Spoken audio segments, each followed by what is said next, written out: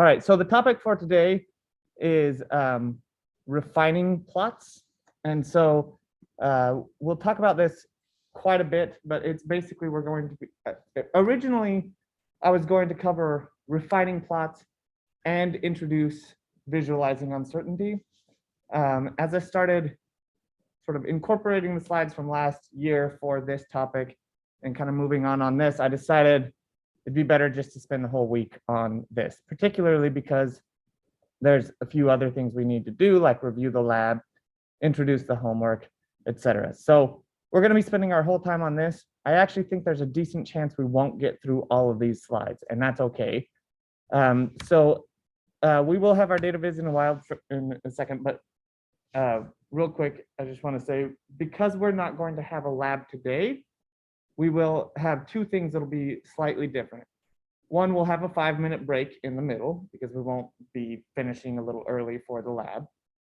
And two, we will have times throughout where I'll have like a little 5-minute timer, and then you can practice sort of the thing that I'm showing on the slides for that time. Okay, so those are the two things that will be different. Okay, so the next thing I wanted to do is review lab 3. So I looked on Canvas today. All of you should have feedback for lab 2, which most of you did it through GitHub, which is great. And so I just left issues for you in GitHub. If you didn't do it through GitHub, then I left comments for you just right there on Canvas. Okay. So let me come here and I'll switch my share over. All right, so I'm going to actually come over here too and go here. So I'm going to start here actually, just so we can remember what we were doing. So a couple of things. Remember, this lab was all focused on color, and we were dealing with this honey production data, right? So so that was the main thing that we were kind of interested in. And then I asked you to do a couple of different things. So the first one was visualize the total production of honey across years by state. Use color to highlight the West Coast, Washington, Oregon, and California, with different colors used for each West Coast state. Okay, so that's where we're starting out at. So let's try that. And this is how I did it. Okay, so this is other stuff that we'll get to later. So first, I'm just going to load my libraries. Put this down here, expand this out some. All right, so I'm going to just load Tidyverse. I'm going to load GG Highlight, and then I'm loading Color Blinder because I'm going to do some stuff with colorblind safe palettes. And then that Albers USA one because I'm going to be doing some stuff with maps later. That was up in the code above. I'm actually not going to do this right now. I do that usually, but I'll just do it like this. Oh, wait, that's not what I want. I want it like that. I just don't want to adjust the font size. So we're setting theme minimal as our default plot theme. Okay. So then I'm going to read in the data. If I come to my files here, you'll see that if I go to my root directory, which is where my .rproj is, right? I have a folder called data. If I look in that data folder, you will see honey production somewhere right there, honeyproduction.csv, right? So even though this particular file is nested way deep in my project, many, many folders deep, I can show you where it's at, right? It's going to be in content, post, lab 3, right? That's where it's at. I'm going to say here, that's taking me all the way back to my root directory where my .rproj thing is. And then I'm going to say from there, go into the data folder and get the honeyproduction.csv file. Okay. So I read that in and we can look at what that looks like. And here it is. We have the state and then a bunch of different variables on it. We also have the year. And then we have this total production, which is going to be our main variable of interest here. Okay. All right. So now I'm going to just I'm going to create a character vector that is the 3 states that I am interested in highlighting, right? Washington, Oregon, and California. And all that is just character vector, right? Then I'm going to say, okay, let's go ggplot. We're going to plot honey. I'm going to put year on the x-axis. I'm going to put the total production on the y-axis. And I'm going to say this, that I want to group it by state. So that's going to give me a different line for every state. Then I'm going to say geom line, and I'm going to make it gray 80. Okay, so just that gives me something that looks like this. Okay. Then to actually highlight those different states, I'm going to say, okay, now geom line. So I'm adding a line layer on top of this. And I'm going to say color by state. But for my data source, I'm going to say for the data, just filter the honey data set where state is in West Coast, right? Washington, Oregon, and California. I do that, and I end up with something that looks like this. Okay, so that's it. That's what I was looking for. If you wanted to do the GG highlight method instead, you would just do this. Okay, so I would have it basically the same as before, but now I'm just going to say color equals state here. Then I would say geom line. If I just run that, I'm going to get a color legend on the side that is, 50 long. It's going to be one for every single state. But then I call GG highlight again. I do that same sort of filtering, and then it's going to just get those. It's going to just color those three. Okay. It's also going to label each of those, which is nice. Instead of having the legend, it's going to just directly label them. Okay. So the second part of this is it said, okay, now reproduce the plot according to 3 different kinds of color blindness, as well as a desaturated version. So this is exactly what we did in the slides, where I was asking you to basically simulate what this plot would look like for various kinds of color blindness. Okay, so I create that P.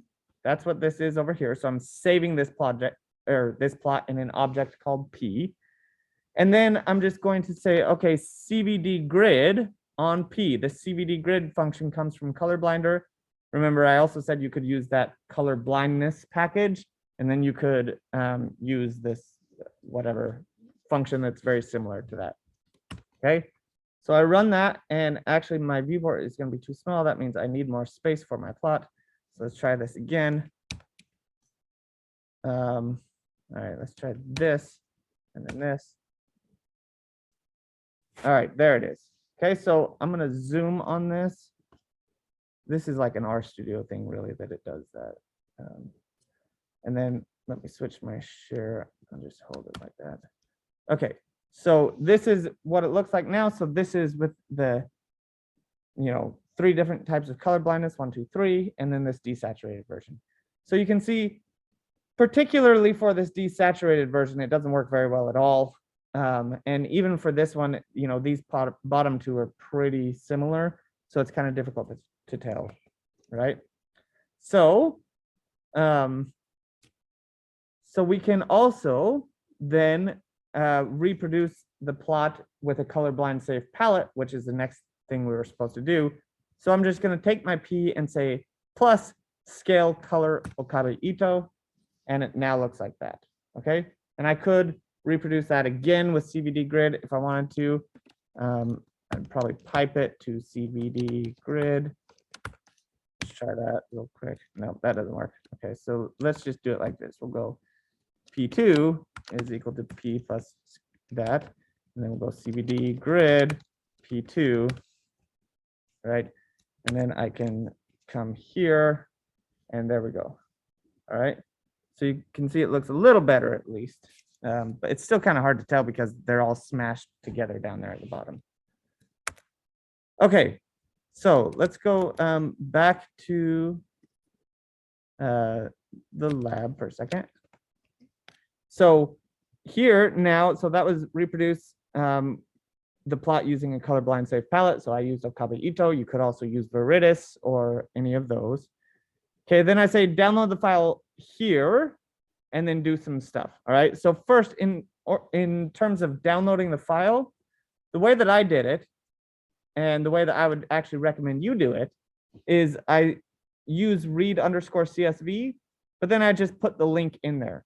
One of the things that's kind of nice about read_CSV, and there's a couple others that do this, but anything from GitHub, any like CSV that you find on GitHub or anywhere else, you can always download them directly into R using this method.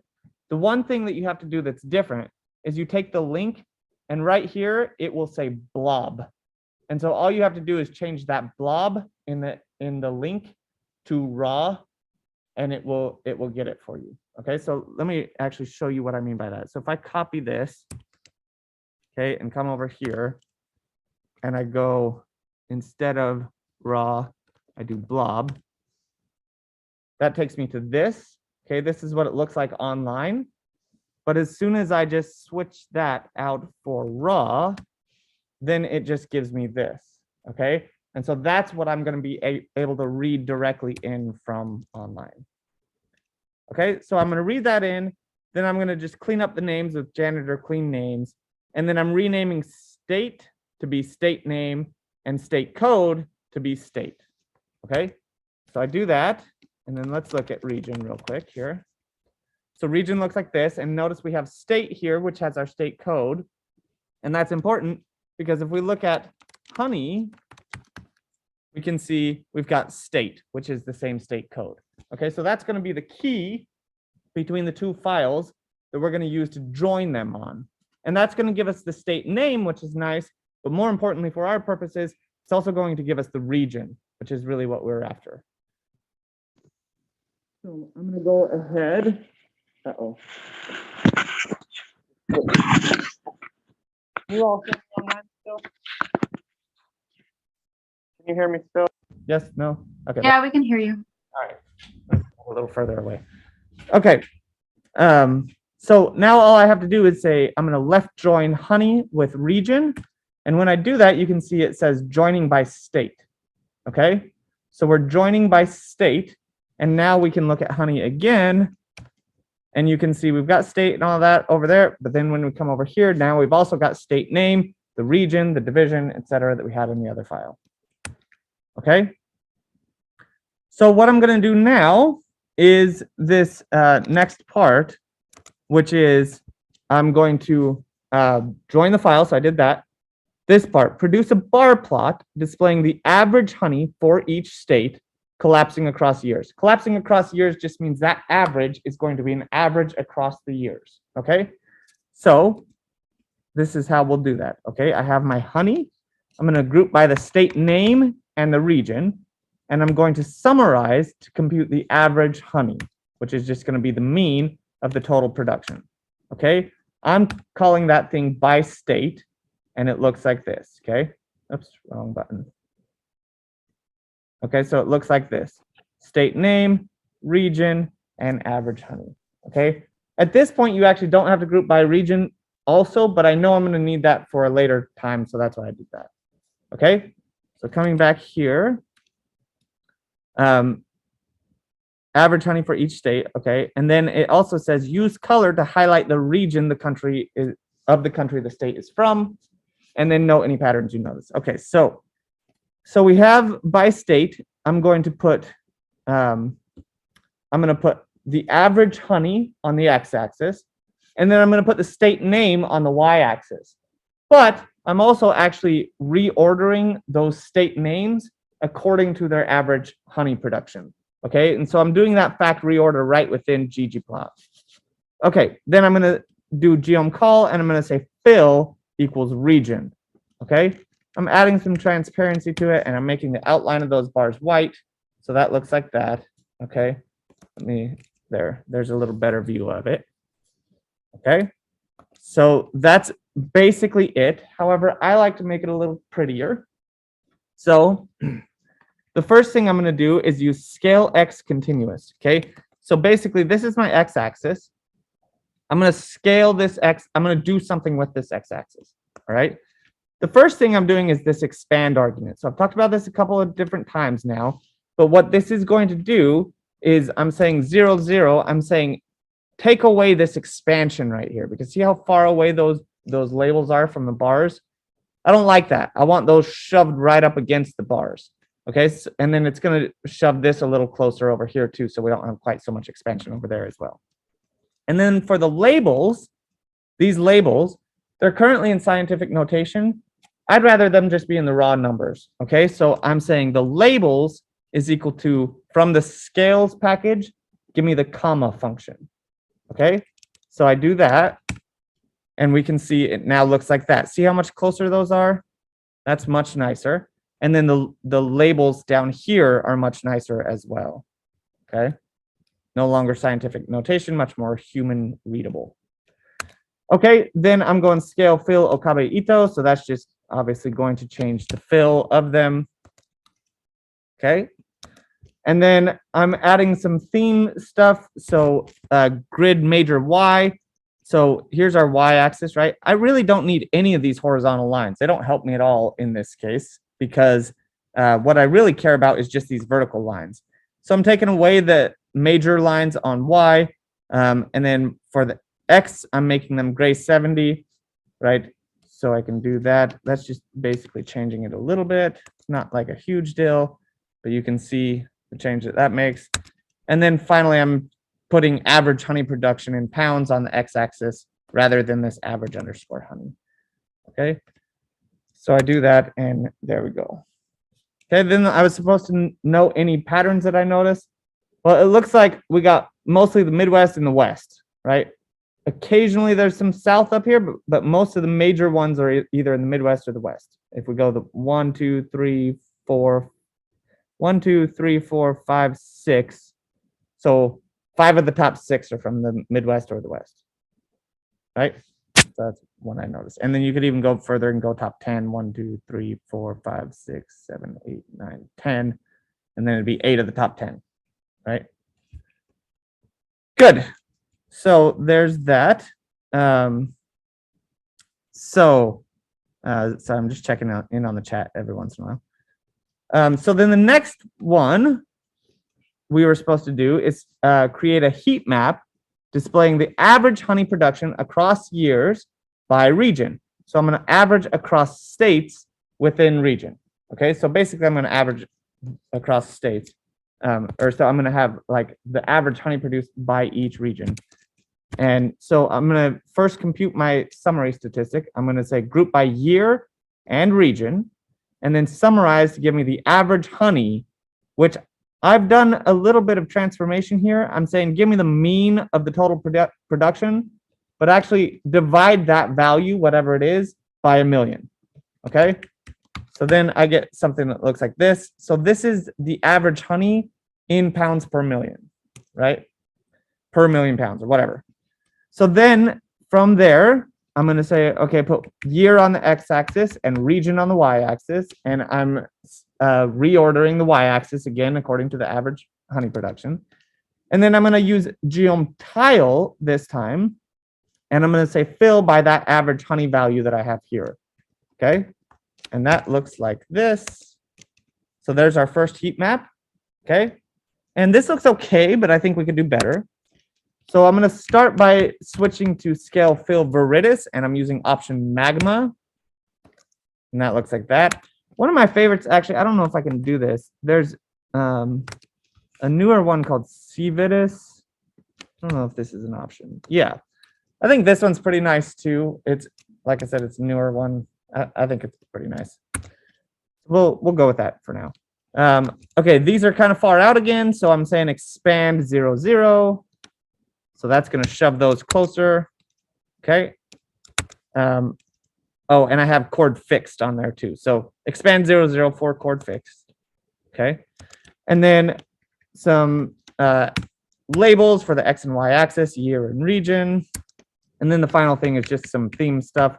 So this is changing. This is all relative to the legend, right? So I'm going to change the position of it. And this, we'll talk today about aspect ratio. But this is one of those things where these values are going to 100% depend on the aspect ratio. Okay, so where I'm putting this plot right now for this specific plot actually may not work well. Okay, but when I save it, it does work well for that one, which you can see I did down here. Okay, I'm going to make the legend direction go horizontal instead of vertical. And then this is just the size of it. So make the key size 1 centimeter and the key height 0.5 centimeter. And then changing the size of the text for the title a little bit. Okay, so I do all of that, and it looks like this. Okay, so there it is. So it ended up being in a good spot mostly, right? I probably would want this actually more right aligned with that, but still it's pretty good. Honey production, millions of pounds, and you can see Midwest, West, South, etc. Okay. Quick question for the color scheme. I feel like maybe it's better to reverse. So the lighter color represents lower number, and the darker represents more. What do you think about it, or it doesn't really matter?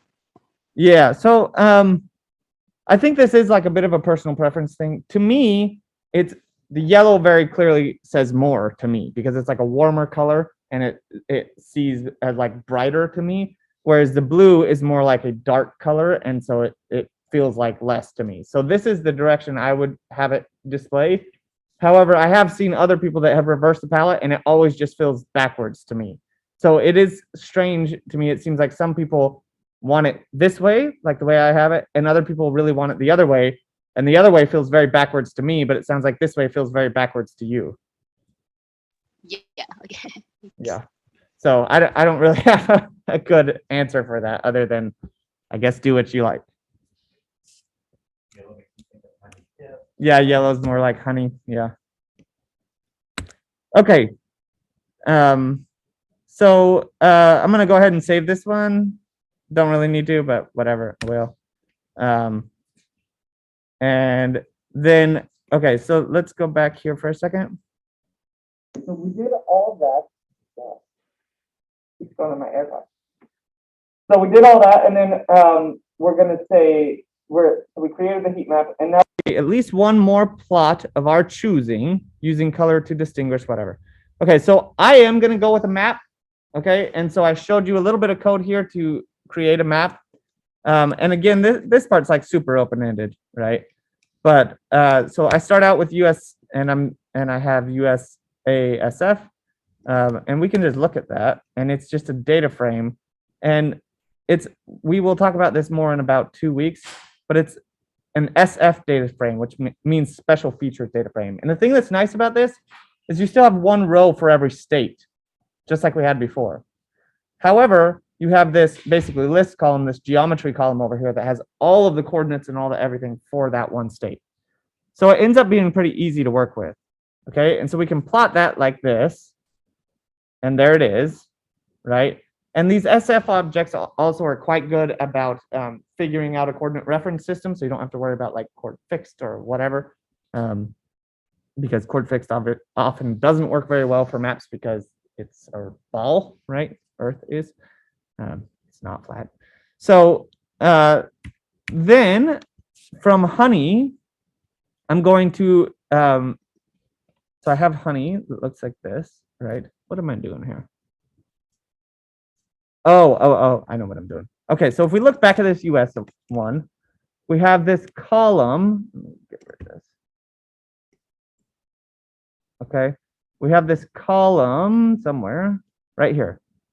ISO 3166_2, right? That's the state name. So that, or state abbreviation. So basically what I'm doing here then is I'm just saying, and we actually don't even need these quotes, but I'm saying change the name from state to ISO 316_2, so to this thing. And I'm calling this thing honey subset. So notice I'm doing this name change right within select. Okay, so you can change the name right within select if you just do it like that. And then I'm selecting that, which is the state, the year, and the total production. So I can do that, and that looks like that, right? So now this has the same column name as my geometry one. And then this is like weird, but this was the only way I could figure out how to do this. So this data set has missing states in it, right? Because there are some states that never produced any honey. And so what I'm doing here is I'm using this expand.grid function where I'm saying, give me, or sorry, rather than that, there are some states that didn't produce honey every single year, is what I mean. So I'm saying, give me the unique states. So give me every single state that's represented in here, and then give me from the years 1998 to 2012, which are the full years.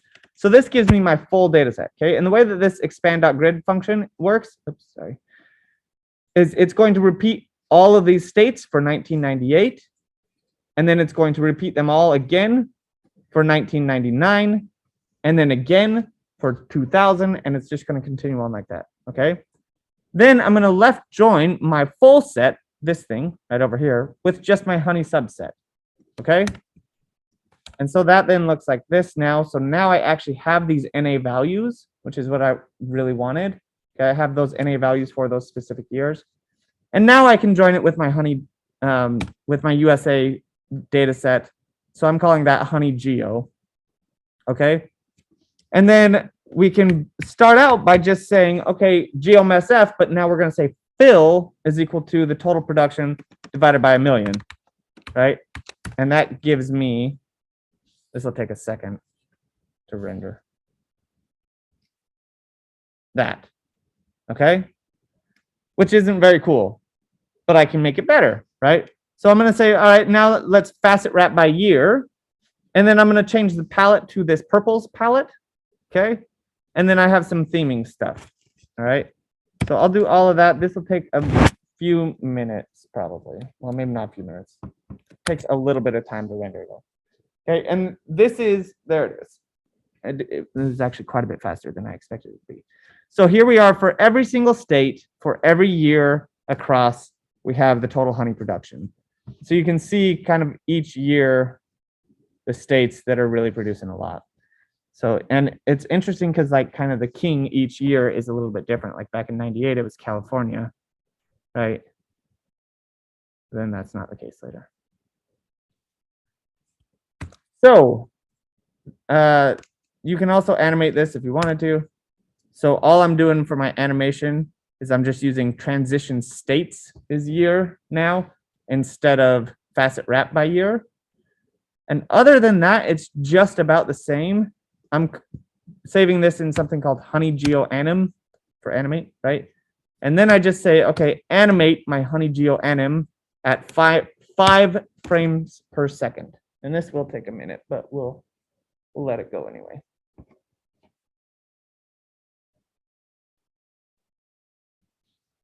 Maybe I won't let it go. Maybe I'll go and look at it this way.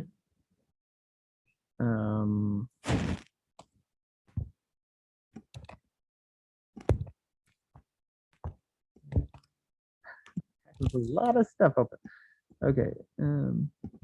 Content.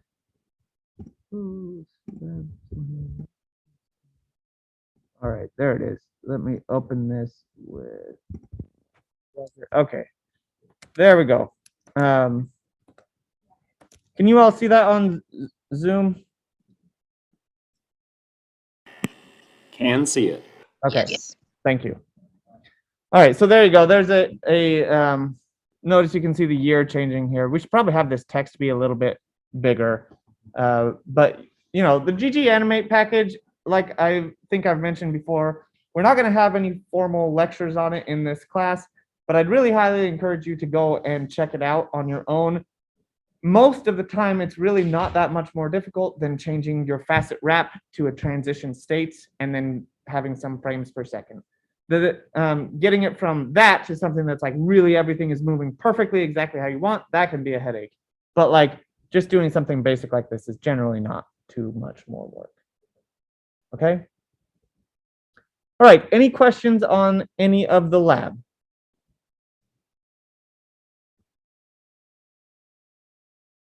Okay, let me look at it. I have a question.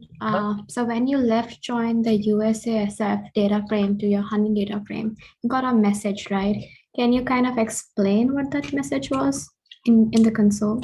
Yeah, let me go back and look at what it was. I think it was just telling me what it joined on. So let me get my honey subset back. Full set, and then, oh shoot, it's still rendering. I gotta tell it to stop.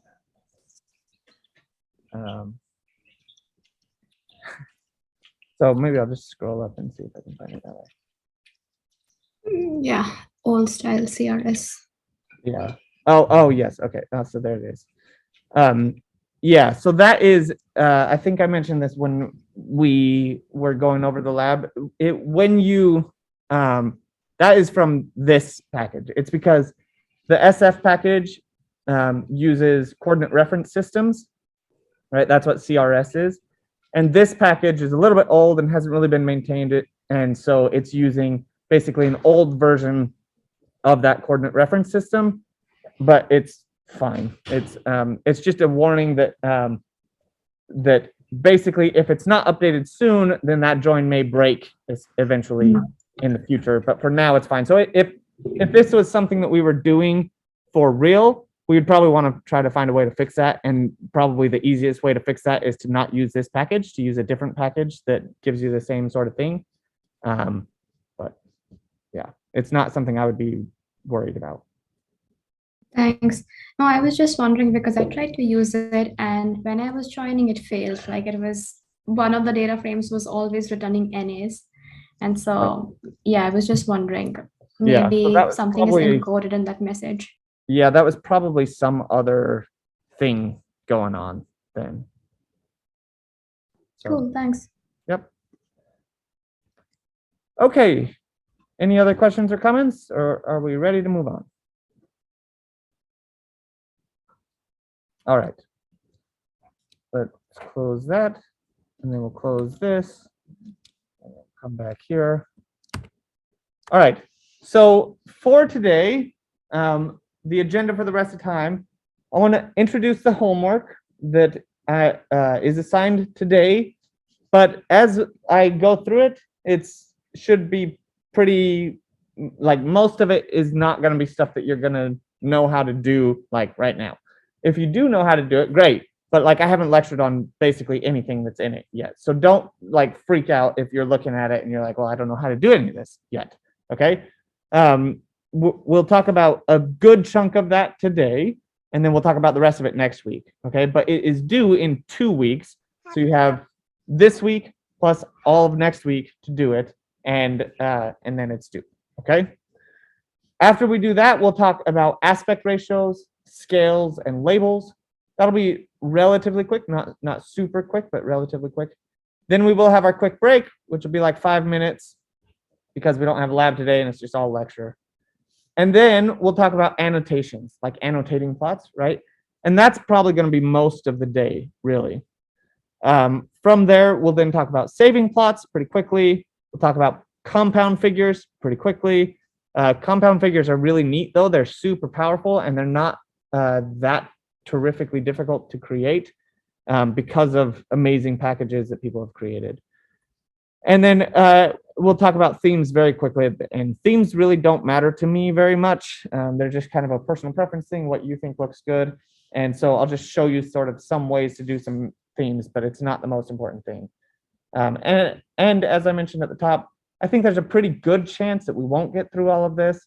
And but there will be times when I'll be asking you to either do little challenges or follow along. So if you don't have R up and running yet, please do that now. Okay. All right, so learning objectives today, I'd like you to understand how to make a wide variety of tweaks to ggplot and understand common modifications that you can make to help reduce cognitive load. So again, this is like kind of a theme throughout the entire course, but we're really always trying to do things to our plots to help reduce cognitive load and make them easy to interpret. Okay. All right, let's talk about the homework first. Okay, so the homework is posted. There's a number of ways you can get to it. You could go to, well, not the syllabus. You could go to the schedule, go to week 6, and then there's the slides, but you also have the homework is linked right there. You could also go to the assignments, and then it's linked here. Okay, or you could go to tags, and then homework, and then homework. Okay, so we will be using data from Tidy Tuesday and Kaggle this time. So Tidy Tuesday will be used for part of it. Kaggle will be used for a different part of it. I am again encouraging you to use Git and GitHub. For this specific homework, I'm also encouraging you to work in groups and use Git and GitHub collaboratively. and I'm actually offering up to 3 points extra credit for this. So remember, for the lab, the one thing that is quite different about the labs versus for the homeworks versus the labs is that there's no time in class for the homeworks, and the homeworks are actually scored on a correct incorrect basis. Okay, that doesn't mean that you can't get help still, right? If you want to schedule a meeting with me, I will help walk you through anything that you're having trouble with. All right. But if you want to use Git and GitHub, then you can get up to 3 points extra credit for it. But you have to do a couple of things. Okay, so you have to have more than 2 group members, although you could probably get away with 2 group members, but ideally more than 2 group members. You have to use branching, you have to use issues, and you have to have evidence in your commit history that everybody has contributed to the project, roughly equally. Okay, so again, that's optional, but it does give you a little bit of a buffer in case you lose points elsewhere. Okay. So getting started, this is to download the Tidy Tuesday data. There is this package called Tidy Tuesday R, which you can use this TT load and give it the year and the week, and it'll load it for you. Or you could just read it, the CSV. I tend to just do this one, but either way you want to do it, it's fine. Okay. And then the Kaggle data can be downloaded either from Kaggle or from Canvas. Okay, it was too large to post in the repo, so it's this crime.csv data set. If we go to Canvas real quick, I'll show you where it is. Let's see. If we just go to Files, you'll see crime.csv right there. Okay, so you can download that if you want. Otherwise, you can get it straight from Kaggle. I will say, if you get it straight from Kaggle, your plots and things might end up looking slightly different than mine, because those data on Kaggle are actually updated, I think, weekly, or at least they used to be. And the one on Canvas is obviously static. So they should look generally the same, but they might look a little different. Okay, so for the assignment, the first thing I'm asking you to do is use the transit costs data, okay, to create this plot down here, okay? And so to do so, you'll need to do a little bit of data cleaning, and then you need to calculate the means and standard errors of the means for each country, okay? And then after you've done that, I would like you to also filter to only countries with at least 3 observations, okay? If you don't do that filtering, you're going to end up with way more countries than this, okay? And then when you just download the data, it's going to have just the abbreviations for the country names. So to use the actual country names, you can use this country code data set and then join it with yours, and you should be good to go there, okay? So hopefully this one won't be too bad. This is a fairly standard plot in terms of visualizing the uncertainty of a point estimate. But this is really just a setup for the second question, which is asking you to basically reproduce this same plot, but displaying the uncertainty using an alternative method of your choosing. Okay, we haven't talked about any ways to visualize uncertainty yet, so you might have some ideas, but I will show you some others. Okay, and when I say alternative relation, these don't have the little ticks on them, right? So, but these are basically error bars still. So I don't want you to just use error bars with like the lines on them, like the whiskers on them, okay? That wouldn't really count. Okay, then for number 3, I'd like you to compute the mean of length and real cost by city, and then reproduce this plot. Because of this down here, I've said also you should look into scale-sized bin, because you'll need that for this plot. Okay, but this is the average length of the transit system, and this is the average cost. And then I've highlighted some cities that are all in India. So this says India has among the most transit systems in the world, right? And then each of those points are labeled by the city. For question 4, we're going to do a very similar thing. We're going to use basically the same data, but now we're going to highlight different points that are cities in the United States. And we're going to have this little circle around them and label that this is all the United States. Okay? All of this should be done in R also. I don't specify that exactly, but it should all be done in R with ggplot. There is a section in the slides today where I will mention that it's very legitimate to get a plot to a certain point and then output the plot and do final modifications in some other, like Adobe Illustrator or something like that. That's totally fine. But for this particular homework, I want you to do it all in R. Okay, from there, then you are going to switch data sets. You're going to use the crime data set. And I'm asking you to basically run this model. So this is just like code you can copy and paste. Okay, and then you're going to run this code. And then you're going to, we'll talk about all this when we talk about uncertainty. But you're going to basically create this probability space. Okay, and then you're going to split up the estimates based on that probability space to create a plot that looks like this, which is the difference in the log odds of a crime being committed. And if you haven't really taken much like logistic regression and you don't really know what that means, that's fine. I'm not worried about that. What I am worried about is that you can create a plot that looks like this, okay? The difference is, I think I've asked you to do different cities. So let's see.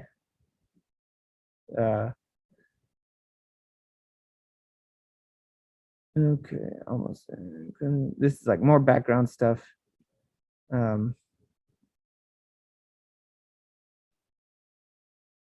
Replicate this plot, but comparing the Barnum neighborhood to the Barnum West neighborhood.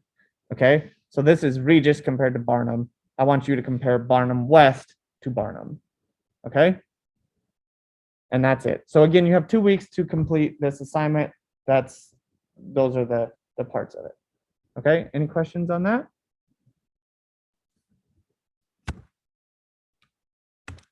All right, moving on. Okay, so now, again, moving back to talking about basically modifications that you can do to your plot to make them more interpretable, okay? So what I wanted to start out with is talking about axes and scales, okay? So generally what we use are Cartesian coordinate systems. And so it looks something like this, right? Where we have a point that's on some reference grid and you can figure out where it is based on the X and the Y axis. And that's cool.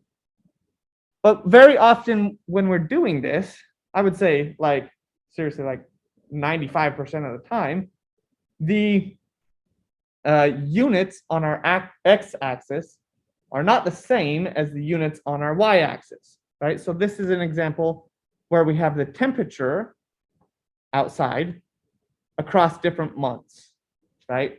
And so they're completely different scales. We have months and temperature. So there's no real clear way how this should be displayed. And you could display this a number of different ways, right? So for example, here's 3 different ways that I could display this same data. And all of them are legitimate. There's no one that is very clearly right and the other one's wrong, right? But it can introduce problems like this, okay? Where these 2 lines are actually coming together. And you can tell that very easily on the left. In fact, the amount that they're coming together is probably exaggerated some. Whereas on the right, they look almost parallel. And you could very easily mistake them for being parallel, right? And that is completely dependent on the aspect ratio. If you have a sort of tall and skinny one, it looks one way. If you have a long, like a wide and short one, then it looks a different way, right? And it actually legitimately looks different depending on the aspect ratio. And this is a really difficult thing because, again, like I was referencing, they're both legitimate uses of the data. Like there isn't one that is wrong and the other one that is correct.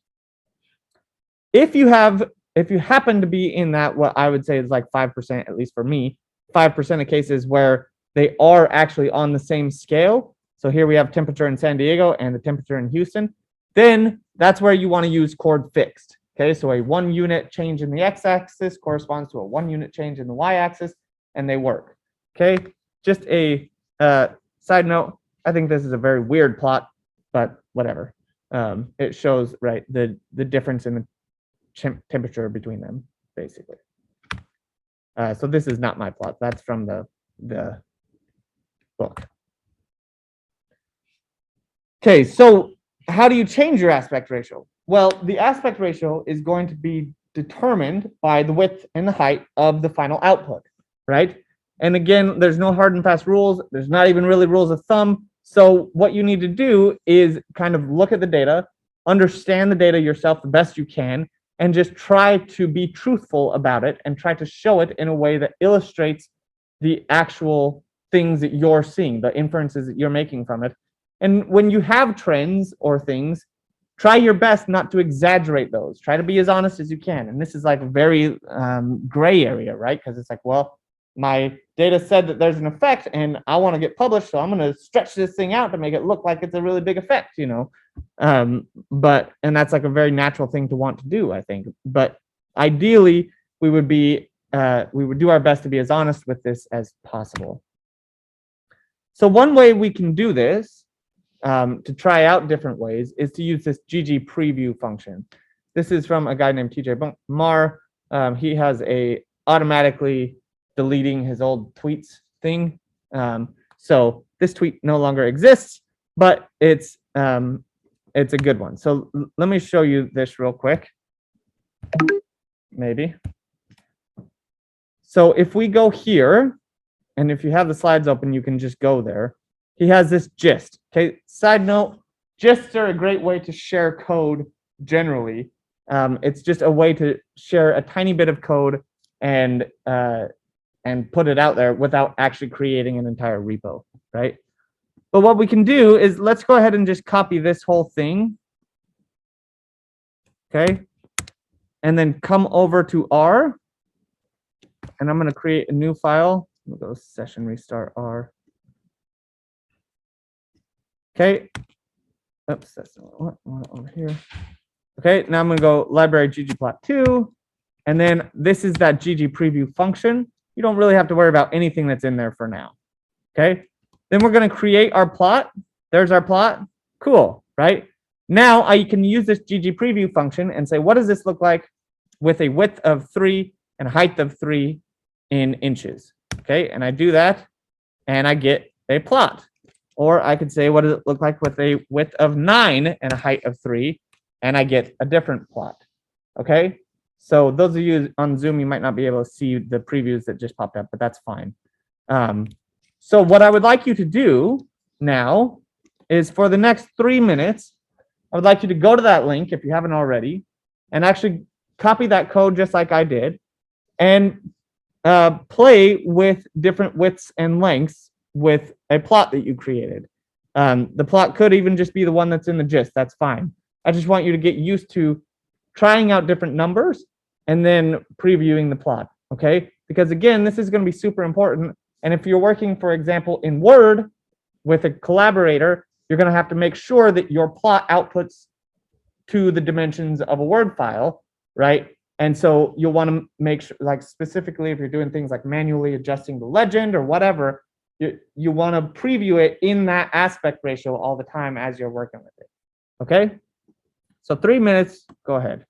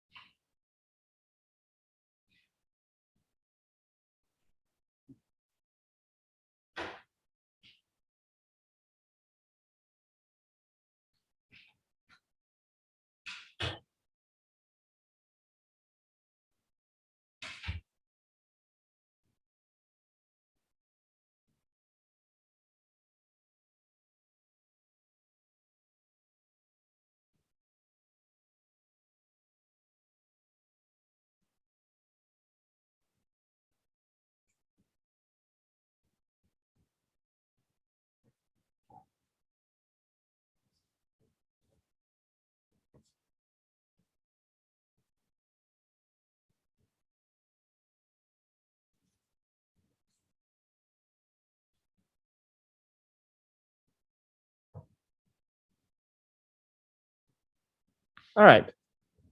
Hopefully you were able to play around with that a bit and get an idea for how it works. Let's talk now for a minute about scale transformations.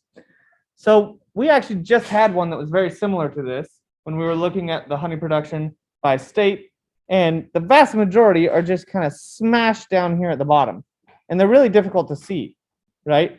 And so what we can do instead is to apply a scale transformation. And I want to be really careful about this. This is not a data transformation, right? It's just a scale transformation.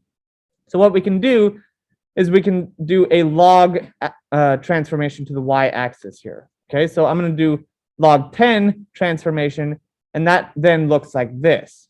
So when you compare the two of them, why is it so slow? When we compare the two of them, we can see much more separation, right, in this second one. So we can actually see the picture a lot better. However, you also probably want to warn your audience that the y-axis is not increasing in linear units, right? This goes 1,000, 10,000, 100,000, right? So this is not linear the way that it's increasing. And people will often want to interpret it as linear. So here's another example, right? This is on the raw data. This is the same data, but on the with a raw linear y-axis. And there it is with the y transformation, the log transformation to the y-axis. And so again, you get much more separation, and you can get a better idea of sort of the between country variability within the continents. Okay. However, we also want to be pretty careful about this. So this is just a quick example of some different scales, right? This is a raw scale going from 0 to 100.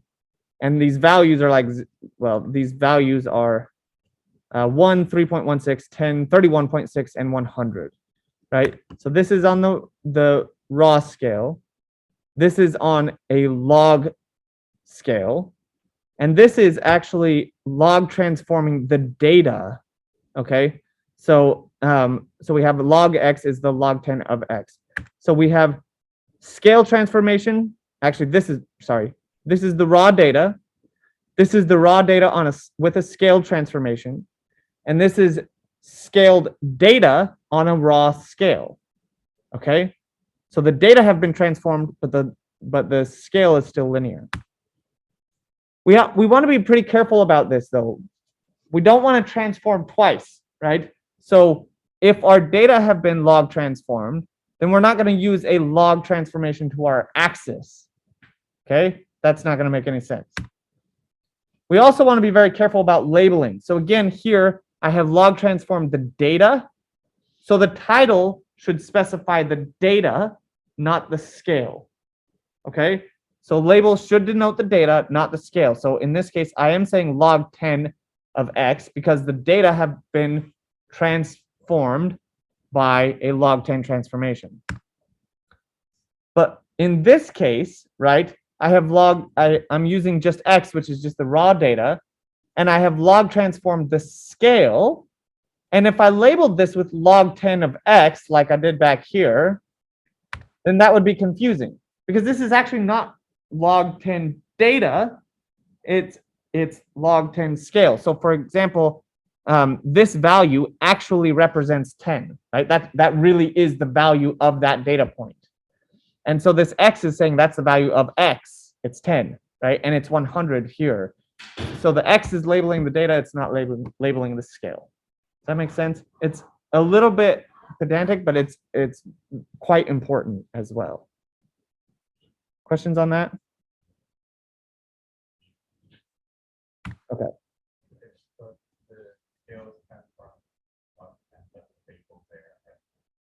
Yes. So this is the actual data points. So this third data point, we can go back here to see, right? Third data point is actually 10, right? The fourth data point is actually 100. So when we've scaled we've used a transformation to the scale, but this value actually is 100. So for our label down here, we want to say x. We wouldn't want to say log 10 of x. One thing you can do, though, that I do actually fairly frequently is I use a caption that says, note the log 10 transformation to the y-axis scale or something like that, right? So that's like details that are less important. But it's not like, I don't want to say that this is log 10 of X because it's not. This is X, right? But the scale itself has been log transformed.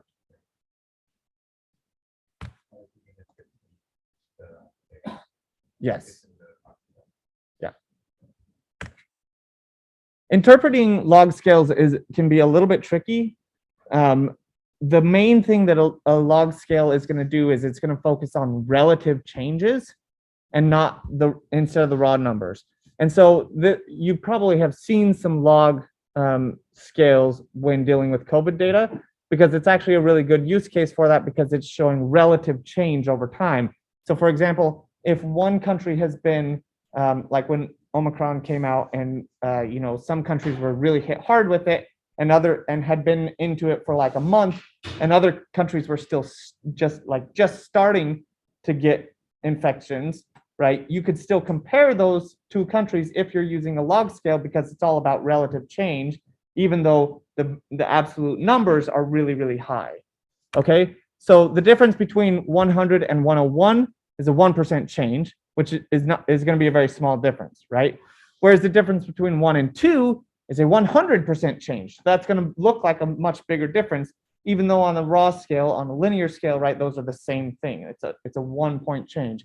So again, it's about like percentage change, basically, instead of just raw numbers. So more reasons to learn more. This is a topic that can be quite confusing, and it's not something that I'm spending any more time on in class, but there is this blog post that I found that I think is quite nice. And then the Financial Times has done amazing coverage on the coronavirus, and they have used log scales throughout, and this is their sort of a link to their sort of explainer on why they use log scales and how to interpret them. So if you want more information, I'd recommend both of those. Okay, labels and captions. So APA is gonna, if you're writing for publication, right, APA is gonna require some things in some specific ways. So you're not gonna have full leeway to do whatever you want, but much of this will still apply. So the title, we've talked about this a bunch of different times at this point, but what is the point of your figure, right? What are you trying to communicate? You should put that right in your title, right? What's the take-home message from this plot? Why are you showing it? Why are you sharing it with me? That should be basically the title of your plot. The other thing is figures should only have one title. It's pretty regular, actually, for publications, specifically, for there to be two titles, where somebody will have a title that's embedded in their plot, but then they say figure 1, distribution of blah, blah, blah, but then up above it has a title that says something else. So make sure it only has one title. When you're sharing with a broad audience, you might want to think about integrated titles and subtitles. So yeah, blog posts, etc. Make sure your figure has a title too. That's the other thing people often. And then the last thing is like, yeah, this figure displays or this figure shows. That's just like basically, you don't need that ever. Just say what it is. You don't need to say this figure shows. Just tell me what it shows, right? Okay, so the caption, I've also mentioned this before. You could mention things like note the log transformation to the x-axis or to the y-axis or whatever. The other thing I use captions for a lot is to note the data source. Okay, and so for something you're doing for publication, that's not going to be really necessary. But if you're doing a blog post where you're like showing just some stuff that you explored because you're just messing around, then having a caption sort of crediting where you got the data from is a good idea. Okay. Axis labels. So axis labels are the title of the axis. Okay, so all of the same stuff that we just talked about for titles really applies for the axis as axes as well.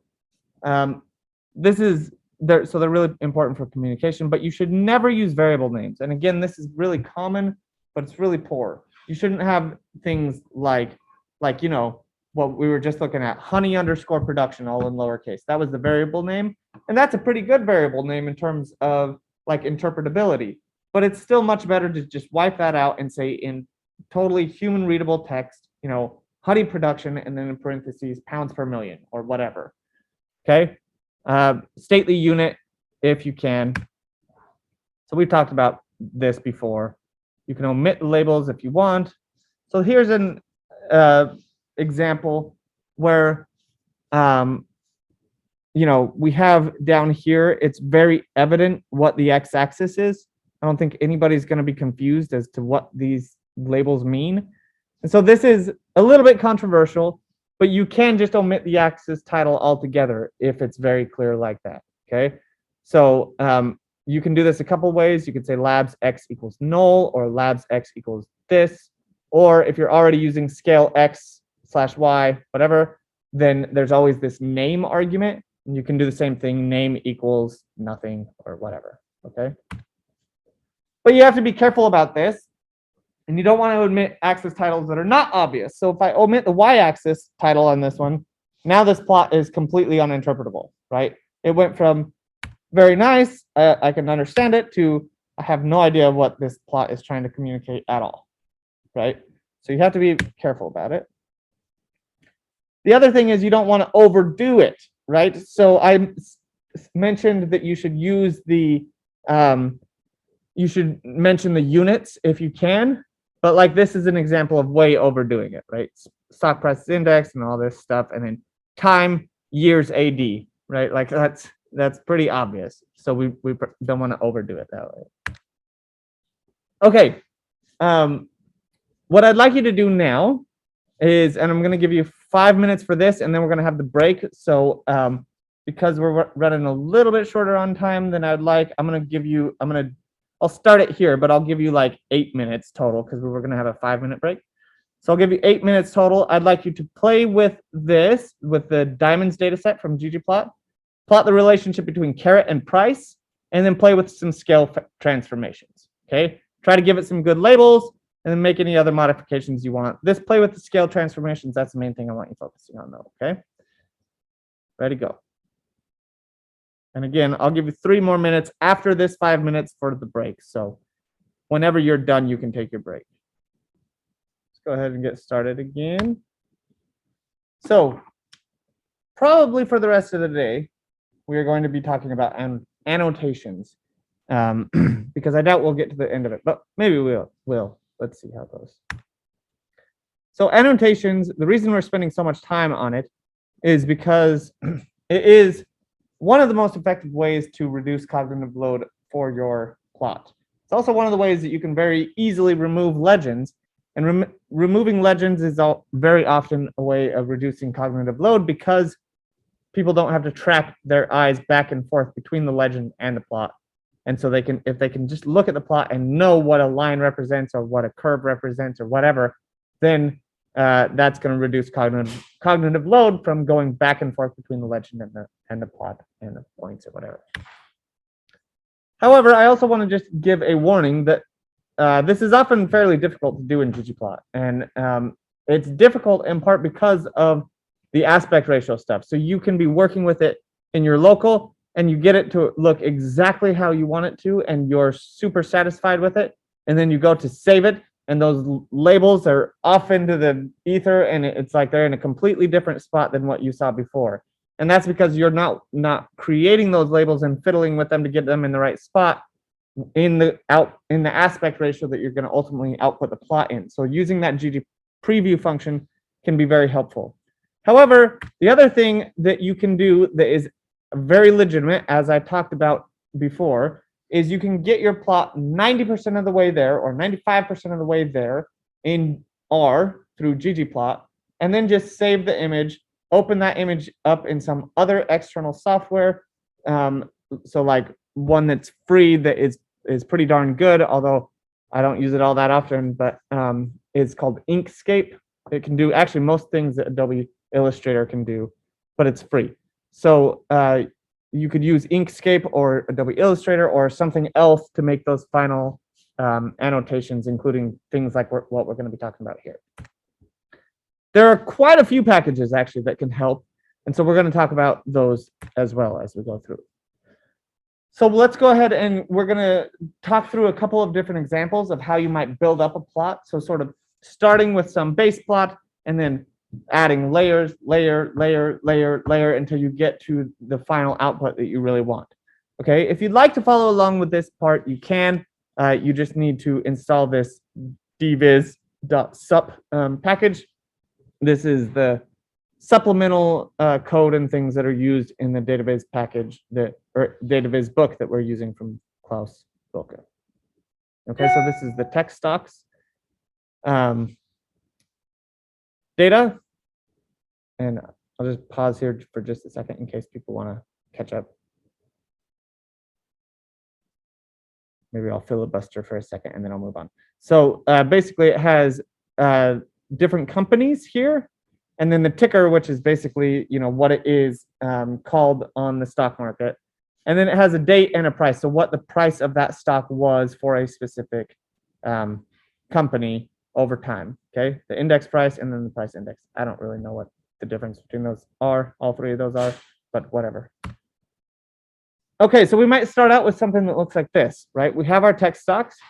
We're going to put date on the x-axis. We're putting price indexed on the y-axis, and then we're going to color according to the ticker, right? We get these three, and then we're going to say plus geom line.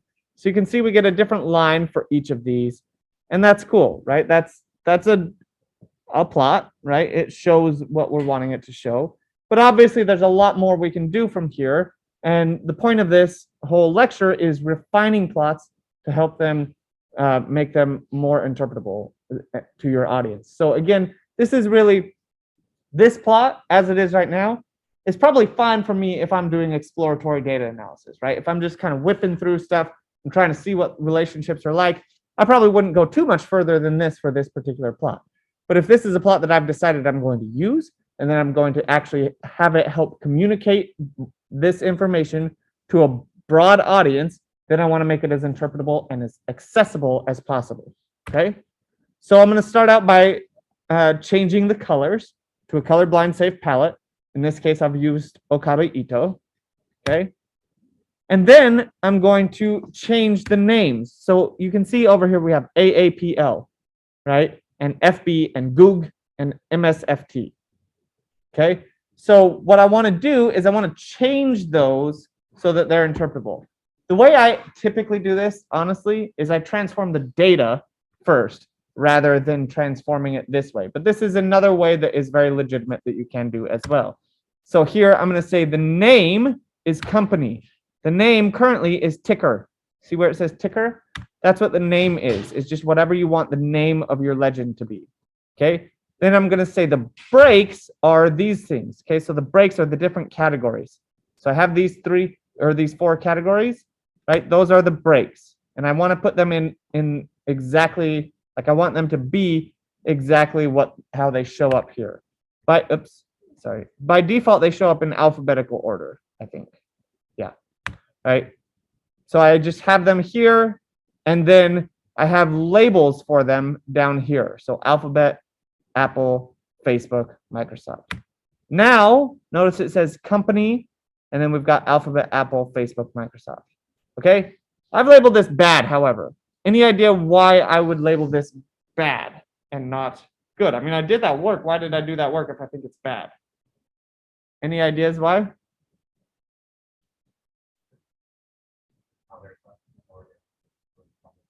That's exactly right. So if you couldn't hear him on Zoom, Manuel, it was the colors are out of order. So we have green, orange, blue, yellow, but right here we have a very clear order of blue, green, yellow, orange, right? So this order, because it's so ordered, we should transform this legend to be in that same order, okay? So all we have to do is just specify the breaks in the order that we want them to, and then put the labels in that same order. And now we end up with this, and it's in the exact same order. Okay, so then it matches up much better. Again, that's just that not having to kind of flip those things around.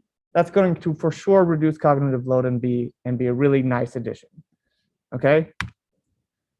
All right. Another thing we can do though is we can change this.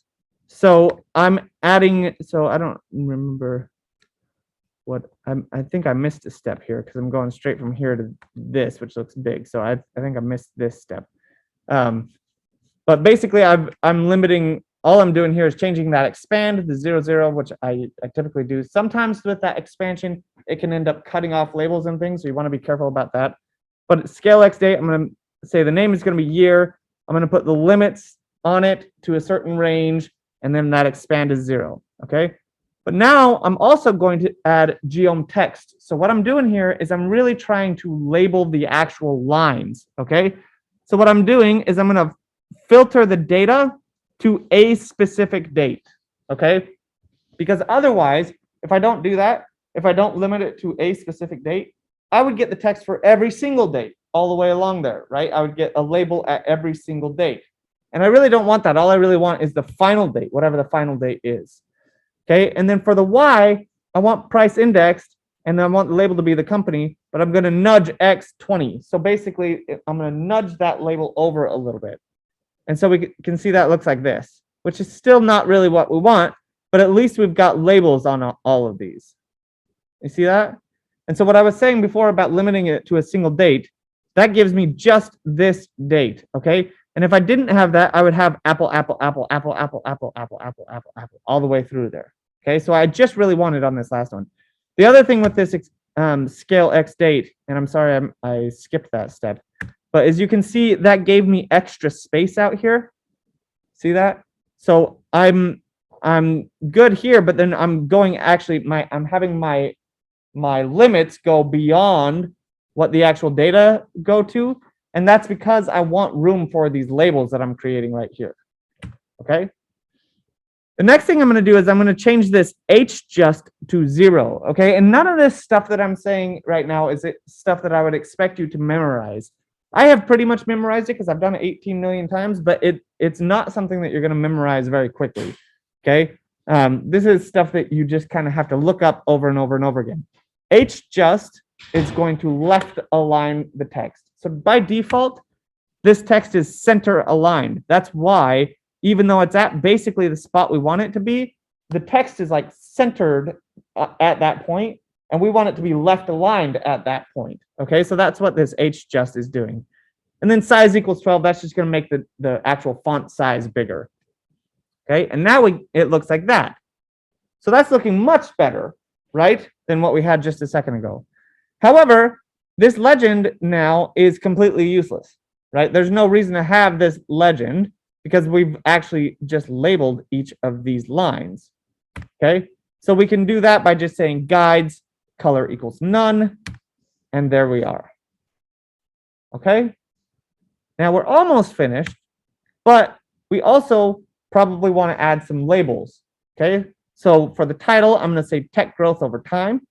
For the caption, I'm saying where the data are from. And then for the y-axis, I'm saying stock price indexed. Okay? And that looks like that. So you could get rid of year, yeah. Or you would at least want to make it capitalized, yes. So that's just a skip I'm having a hard time talking today. A skip I missed is what I've about said. A step I skipped or a step I missed. But yes. Okay, so a few more notes. You could also try Geom Label instead of Geom Text. So the difference between Geom Label and Geom Text are pretty minor, but basically Geom Text is just going to put the text there, right? Geom Label will actually draw a little like rectangle around the text, and that will have a background to it, okay? And so Geom Label is going to have like a rectangle with a background to it, and then the text is over the top of it, whereas Geom Text is just the text. Okay, so you could try Geom Label instead of Geom Text. You could also perhaps layer them as I did in lab 2, where I put a label in there, but I made it all white. So that just kind of omits the grid lines in the space where I'm going to put the text, and then put the text on the top of that. Okay. You could also consider, because these are all so clear in what lines are labeling, you could also consider not having this text be that color, right? You could just make it all a gray color or a black or whatever, and that would probably be fine too. In this case, I kept it because I thought it helped a little bit, but that's pretty much personal preference, I think. And then depending on on the legend, on how you make the legend is what I was trying to say. it can work almost as well to just use a legend instead. And so what I want to show you is actually an example that I used in a publication. This is from a publication where I started out by directly labeling each of these lines, but I ended up going with a legend because I felt like it actually worked better. And I wish I could zoom in here, but it's not letting me because this is kind of small on the slides. But you can see because the legend like kind of goes right up next to the slides. So I put the legend way down at the bottom there, so it's right next to those lines. And then it's very clear what it's labeling. And I felt like that was actually clearer than directly labeling each of the lines. Okay, so in some cases, in most cases, actually, I would say directly labeling the lines is going to be preferred. But occasionally, it's better to just keep the legend, especially if you can do something like this where you can kind of smash that legend right up against the lines. Okay. This is another thing too, where it would be good to use annotations to talk about why there was this huge spike here. I'm not exactly sure why I didn't do that, but okay, so that's one example, right? Now we're going to move on to a different example where instead of looking at a line chart, we're going to look at bars. Okay, so we're going to keep that text stocks data set, but I'm going to group by company, and I'm going to summarize to compute the mean price index, okay, which I'm calling stock average. Then I'm going to ungroup because it's grouped by company right now. And then I'm going to create this thing that I'm calling share, which is just the stock average divided by the sum of the stock average. Okay, so we have these 4 companies again. This is their stock average across the years. And then this is the share. So this is like the proportion basically of each of these. So Facebook has, 44% of the share, market share. Yep. What would happen if the share variable? I actually don't think it would make any difference. Occasionally, though, no, it would. I think, well, I'm not sure. I think it wouldn't make any difference. However, the reason I did it is because I have been bitten in the past where I don't use ungroup, and it's taking this value divided by the sum of this value because it's just by company, right? So, but I'm pretty sure actually after the summarize, we would have been good and we could have omitted that ungroup, but it's good to have it there just as a safe check anyway. Okay, so let's, we can start out with a basic bar chart. So we would have that AVS thing, which is what I created back here, right? AVS, this is what the data set looks like. I'm going to factory order the company by the share on the x-axis and then put share on the y-axis and then use geom call, and it looks like this. Okay, minus the labels, right? This factory order company share. This is, so basically the x-axis label. This is not a bad plot already, right? It's pretty good, I think, but we can make it better. I've kind of mentioned this a couple times, but I do tend to prefer horizontal bar charts. That's just me. That's not something that I'm going to enforce with you or anything. But one reason I do like it is because, especially if you have longer labels down here for each of the bars, then you can have plenty of space for them up here and you don't have any problem. So I switched the X and the Y order, and then we have this. The other thing I did is I added a little bit of transparency because then you can kind of see the grid lines in the background. Okay, again, that's a stylistic choice you may or may not like. Then I basically did the same thing I did in the lab where I'm omitting a bunch of stuff and I'm only having these vertical lines here. Okay, so I'm the panel.grid.major.y, right? I'm getting rid of those. Panel.grid.minor.x, I'm getting rid of those. So the minor marks going up here. And then the major X, I'm making gray 80. So I'm changing the color of those is all. All right, so that's something I could do. But quick aside, this is something I like to do for bar plots, right? And again, this is just me, but very regularly, you might have things where you're doing it over and over again for a specific plot. So what you can do is you can create a theme for that type of plot. So maybe you have one for scatter plots that you like just some very common transformations that you do for scatter plots or for bar plots or whatever. Okay, so in this case, I'm creating my own theme. I'm calling it BP theme, right? Bar plot theme. All we're going to do is say function dot dot dot, and then inside these curly braces, we're going to say theme minimal dot dot dot, and then plus, and then put up all of our theme modifications below that. Okay. After we do that, we now have BP theme, and BP theme can take all of the arguments that theme minimal can, like base size equals 15 to increase the size, or equals 25 or whatever. Okay. So now we can create this same thing, but all we do is just say plus BP theme. Notice I put base size equals 25. That's an argument to theme minimal, but it passes through in our function. Okay. So that kind of limits the code as well. The other thing I've done here, though, is now I've added Geom Text again, but I have said, okay, I want share and then company, but I want the label to be the actual share value rounded to 2 decimals. Okay. Then I'm going to nudge it to the side 0.02, and that 0.02 is share value units, right? So it's just nudging it outside of the bar. If I don't do that nudge X, it's going to be right on that, right at the end of that bar. And so I'm nudging it outside of the bar a little bit, and then size equals 8. So this is what that looks like. Okay, so that's good. Instead of doing this share, though, we might want to actually transform those just a slight bit more and make them into percents. So that's what I'm doing here. Paste 0, that same thing, but now I'm taking share times 100 and adding a percent symbol onto it. Okay, then if I do that, if this is going to say 45% and 23%, I don't want my x-axis to say share and be 0.1, 0.2, 0.3. I want that to be percents as well, right? So that's what I'm doing on my scale x continuous here.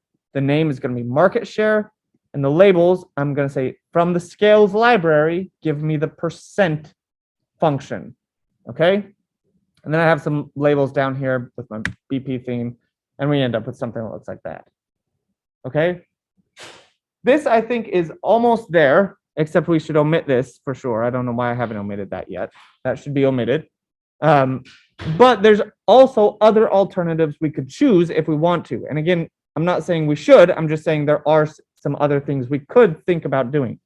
For example, rather than having these numbers on the outside, one thing I like to do is actually nudge them the other direction, put them on the inside of these bars, and make them white instead of black. Okay, so we'll do that. So now notice my nudge is negative 0.02, and I'm saying I want the color to be white. Okay, and that looks like that. I think that looks really nice. I actually prefer that to the other one, but again, totally personal preference.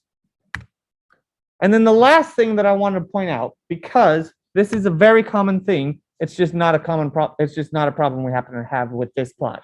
But very, very regularly, you will see a box or a bar plot that comes like this, right? And most of the bars are really wide, but then you get down to some point and they're really, really tiny, right? And there's no way that you could continue to do this. You couldn't smash the label inside the bar when the bar is just this like a millimeter wide, right? So what you might want to do is have the labels be inside the bar, unless that bar is below a certain length. And then you want the label to be outside the bar, okay? So that's what we're going to do for this, even though we don't actually need to. So it's like an artificial example, but I want to walk you through the process because it's a very common thing that you do have to do, okay? All right, so very common sort of thing that you need to do.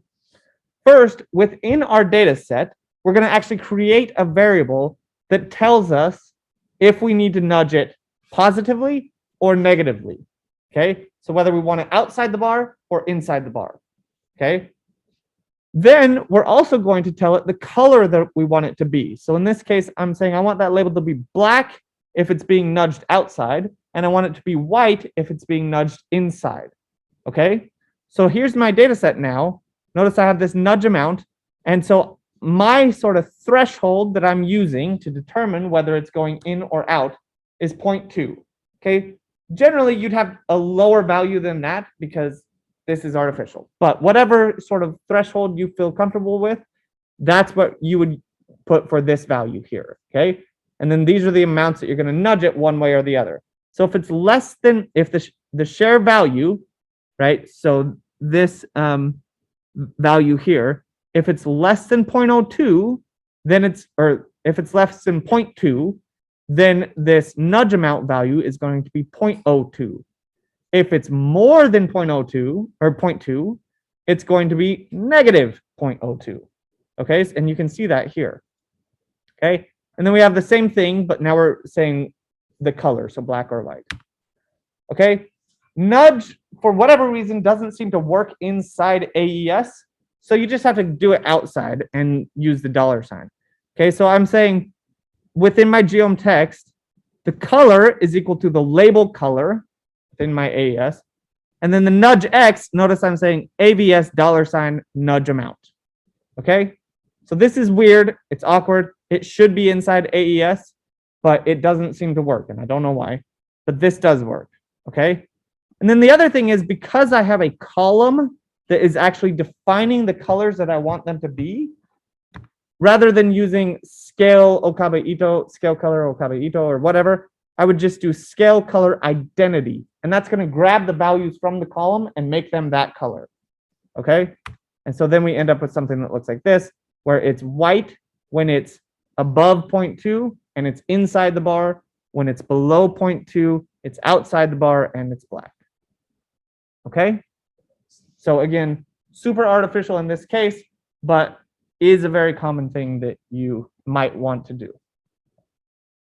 Any questions on that? Okay, we've been moving kind of fast, so I'm just going to pause for a second. Is there any questions on anything we've done so far? Okay, I think a lot of this, like a lot of this class, it's easy to follow along when you're just watching, but it's harder to do it when you're actually trying on your own, right? So hopefully we can practice this more in just a minute. We'll have a 5-minute session here in just a few minutes to practice this more. All right, distributions. So here's the iris data set, which I should probably switch these slides because I'm trying not to use the iris data set because of, you know, Fisher, who kind of made this data set famous, and he's a horrible human. So he was a very good statistician, but not a good person. So so if you're interested in why I say that, he was very much into eugenics and basically looking for genes for superior races and things like that. So this iris data set is actually only about irises, right? About the flowers, but it was collected as in the eugenics sort of realm of research, looking at different petal lengths and sepal lengths and things like that. So this is sort of antiquated, and I should probably pull this out. That's why we use the penguins data set mostly now instead of the iris data set.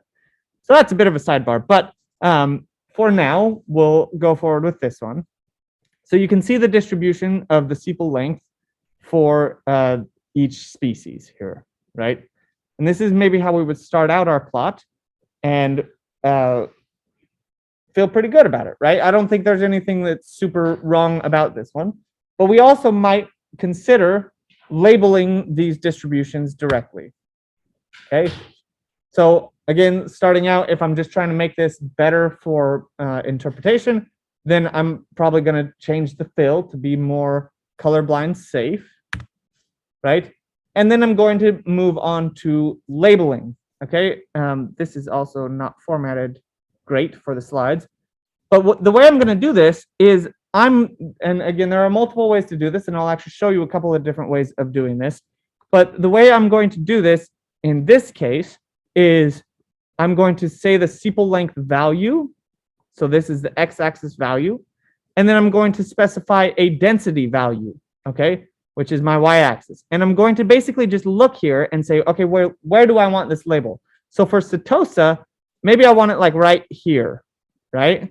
So that would be a value of like 5.2, 5.1, 5.2 for the sepal length, and then a density of like 1.1 maybe, right? And what I actually chose was 5.45 and 1, okay? And so I'm sort of choosing where I want each of these labels to go. And I'm doing all of that in a data frame where I'm specifying the sepal length So that's the x-axis location. The density, that's the y-axis location. And then the species. So what the actual species is going to be. I think that's actually going to be the label, but we'll see. Okay, so then I'm going to plot this. This first part is all just like we had before, plotting the distributions, changing the field to be Okabe Ito. And then I'm going to say Geom Text, okay, where I'm saying I want the label to be the species. Okay, so this is the label I want there. I want the y to be the density, okay, and the x is already going to be there because it's already called sepal.length, so it's going to pull that in. And then I want the color to be species, and then I'm going to say this layer is going to come from this data set, this label locks data set, okay? And it looks like that, okay? This isn't quite what I want though, because these are different colors, but they're the wrong colors, right? Anybody know why that is? Why that got messed up? Let's look back at this. Why is that messed up? Why are these different colors, but the wrong colors? They're not matching these colors. Aren't those the default colors and you had changed the other colors? That's exactly right. Yes. These are the default colors, and these are not the default fills, right? So I have scale fill Okabe Ito, but I don't have scale color Okabe Ito. And so I need to add that in, and now the colors are going to match. Okay. Also, I apologize if it sounded like I was being flippant about this data set. I am not flippant about this data set. I really don't want to use anything that's associated with Fisher anymore, and I regret having them in the slides. So it just kind of caught me off guard. But anyway, moving forward. So the last thing we probably want to do is get rid of the legend here, right? We can drop that legend altogether. There's no need for it. And we could consider, if we wanted to, and I actually did in this case, although I'm not saying it's the best thing or not, but we could consider dropping this color also, because again, it's labeling each of those densities pretty well, and it's pretty obvious which one it's labeling. So although the color might help us be sure that we've got it right, we could also just keep a standard single color, right, and label them like that as well. So that's what I went with here, but keeping the colors is also good. Okay, there is another option, however. Well, there's a couple other options, but one other option is to use annotate. Okay, so rather than creating a new data frame that has X and Y values for each of those labels, we might want to use separate annotate lines and say we're going to annotate the plot with text and then specify the X and Y axis that way. So one's not necessarily better than the other. I tend to prefer the data frame method, but either one is fine. It's just whichever you prefer. This is how you would do that. Okay, so I have, it's a little bit wide here, but you can see I'm going to annotate with text. I'm going to specify the label is Setosa, and I'm going to specify the X and Y values and the color. Okay, and I'm going to do that separately for Setosa, Versicolor, and Virginica. Okay, and that ends up looking like that. So they are very similar. Okay, any questions on any of that? Okay, so we are going to practice again for the next 5 minutes. I would like you to use the diamonds data set again. This time I'd like you to compute the mean caret size for each color and then create a bar chart. I'd like you to try to include labels for each bar, rounding to the actual value to 2 decimals. And then you can make any other modifications you'd like. So you can make labels for those bars. You can choose whether you want them inside the bar or outside the bar. It's up to you. Okay? Okay. So I'm going to walk you through what I did. And that doesn't have to be what you did, but just to give you an idea of one possible solution. So I have the diamonds data set, right? I'm going to group by color, and then I'm going to compute the mean for caret, right? Oops, hang on.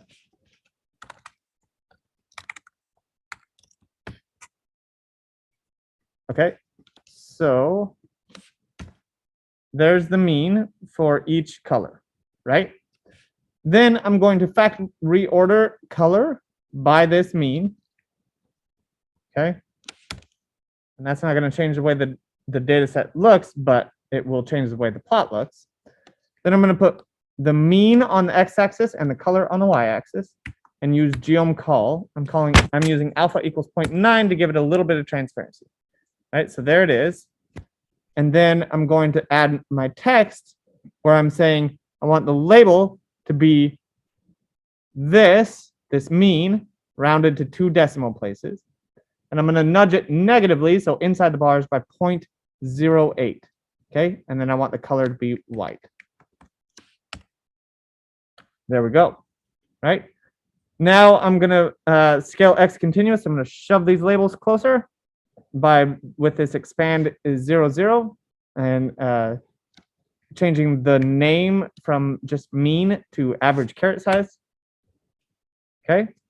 And then for the y, I'm going to call this color code. And then I'm going to put a title that says average diamond size by color.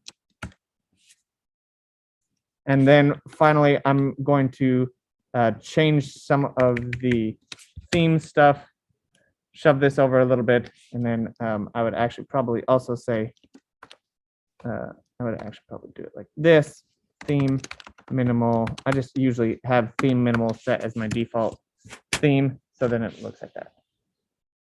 Okay, so that's the way I did it. You could have done it differently, and that's fine. But that's one possible solution.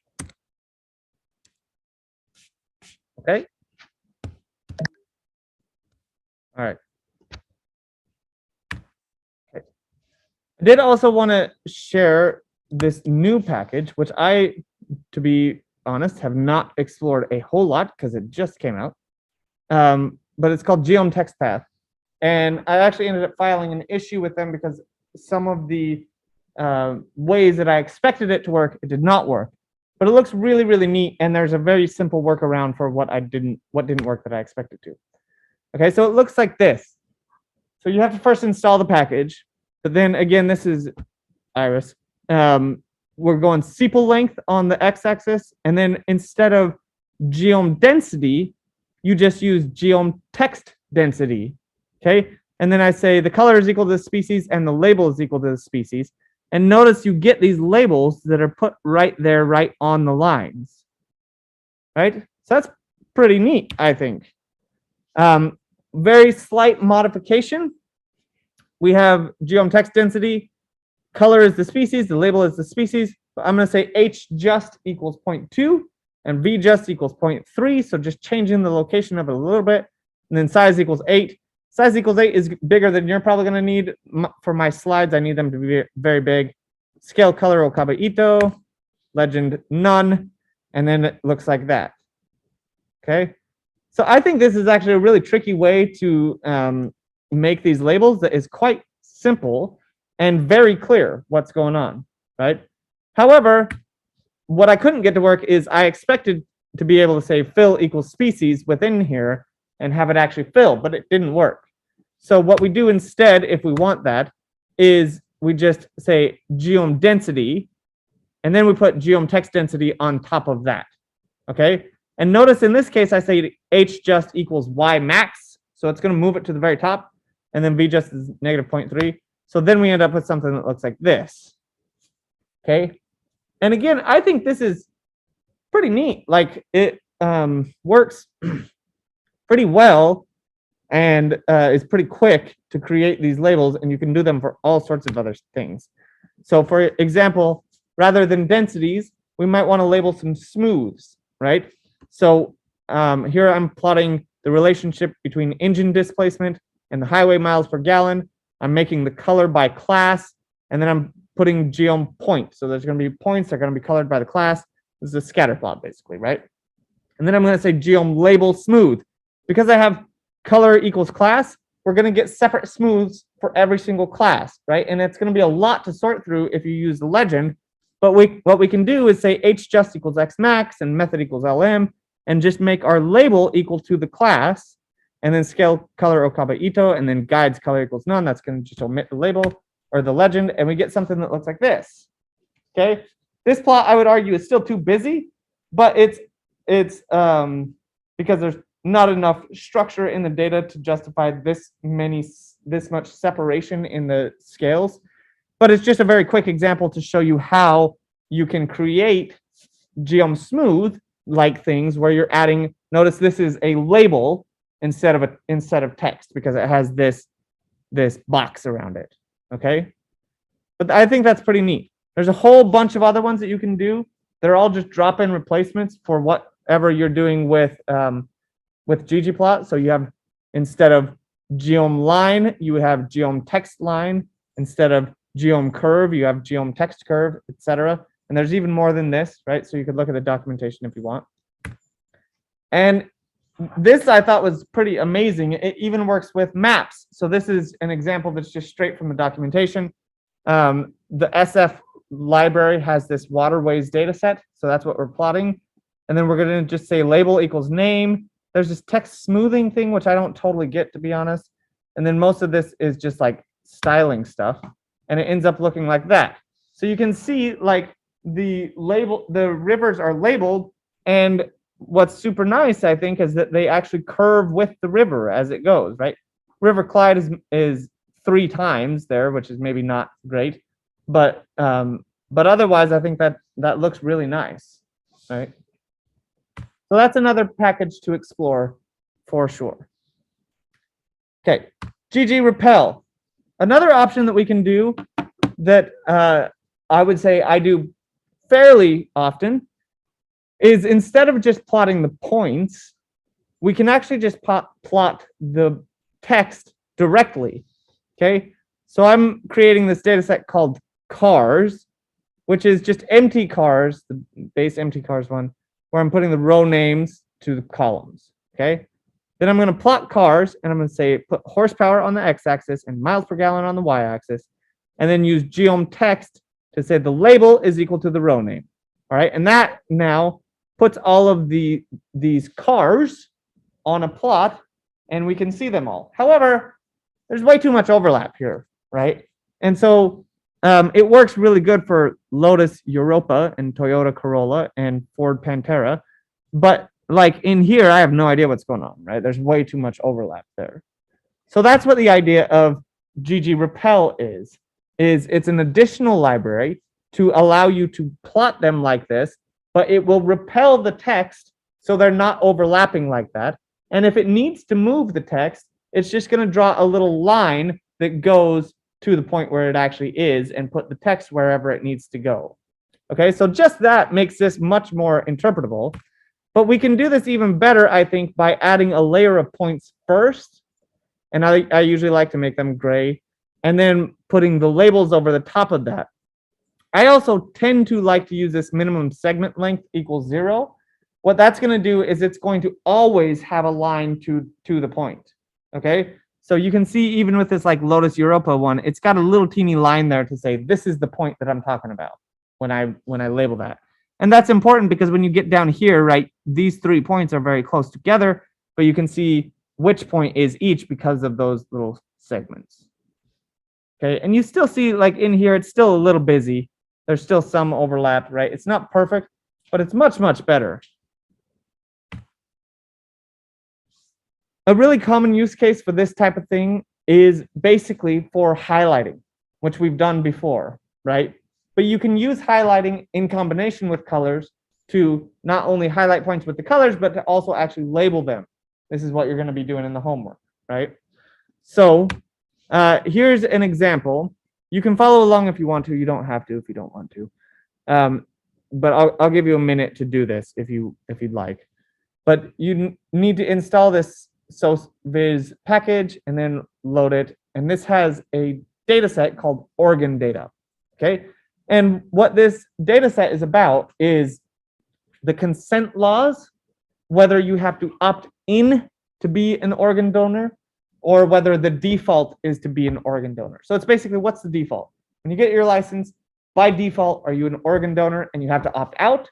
Or by default, are you not an organ donor and you have to opt in? Okay, so that's what this is. Then you could just copy this code if you want to get the data that we'll use for plotting. And so what we're doing here is we're going to group by consent law and country. And so for every consent law and country, every country and consent law, we're going to compute the mean number of donors and the standard deviation. And we're also going to compute the average GDP for that country, the average health, the average roads, and the average, whatever this thing is. I don't even know why I have that. I think I took this code from the text. So really all we actually need is these ones. But okay, so if you'd like to do that, I'll give you 30 seconds or so to, since I've filibustered for a little bit here, to go ahead and do the rest of that. Okay, 30 more seconds if you'd like to try to follow along.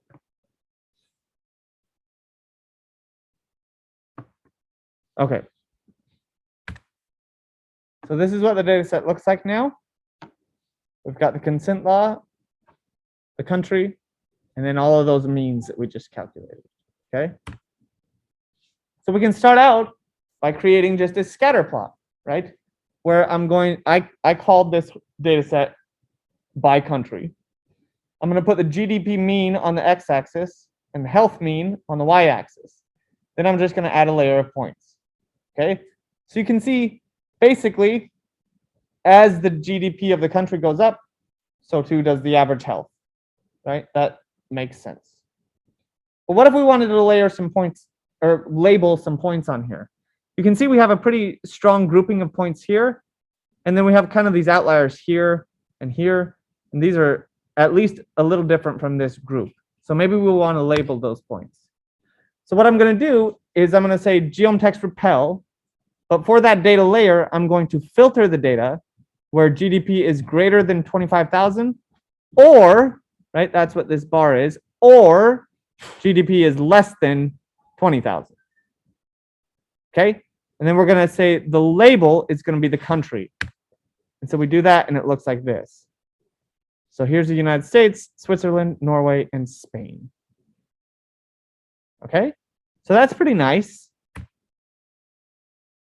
But we can also combine this with highlighting with colors, as I mentioned before. So again, there's many ways we can do this. If we wanted to use GG highlight, we could do that, where we're going to say GG highlight, and we're just putting that exact same condition in GG highlight that we did before. And then we're having Geom Text repel there as well with label equals country, and it looks like that.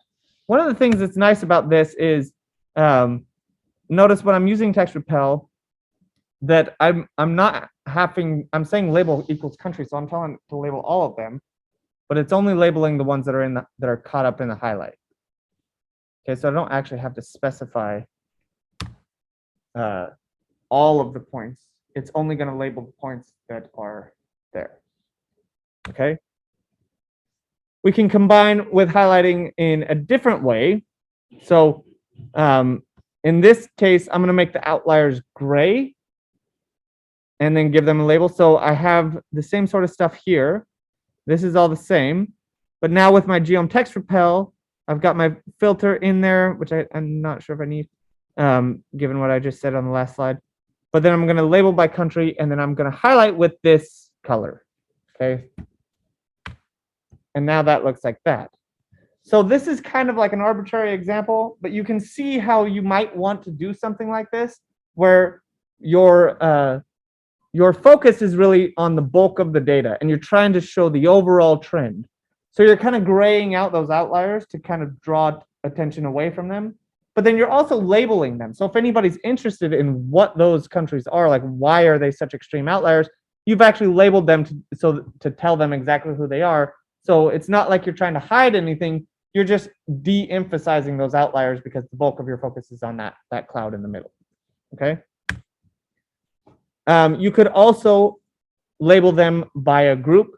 So this is very similar again to highlighting, where now I'm going to filter by country, and I'm doing my Geom Text repel. But for my data source, I'm saying label all of those points where the consent law is equal to presumed. Okay, and so all of those countries are then labeled. Again, we can just continue on this. So I can make this point color like this red one, add GG highlight to say presumed, and then Geom Text repel. I'm adding a little bit of padding so it will push away a little bit more, and then I'm adding some labels at the end, and now we end up with something that looks like this.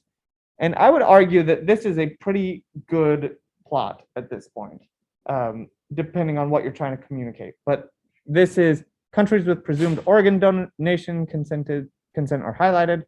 That, I'm not sure that that actually needs to be a subtitle. That maybe should end up more in like a caption.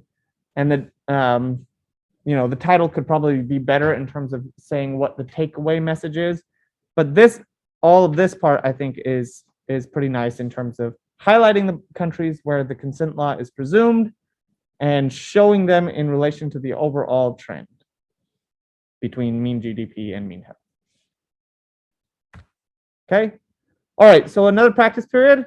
I apparently forgot to have my timer up here, so I'll just do it on my phone.